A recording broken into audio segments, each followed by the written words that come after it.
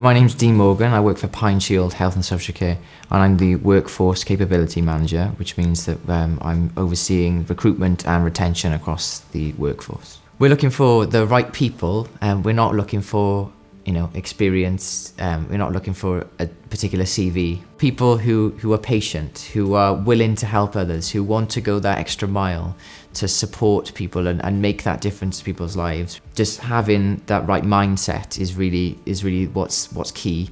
There's plenty of training available. There's mandatory training that's expected of all providers and all care workers, and it's been standardised through Social Care Wales. Of course, then it's win-win. If we can train people up in a specialist area that they're really passionate and interested in, then that means that those people that are working in those areas are really, really skilled, but also, that's what they want to be doing, and they're able to kind of pass on that abundance of passion. There is the opportunity to progress professionally, personally, and really make a difference to people's lives along the way.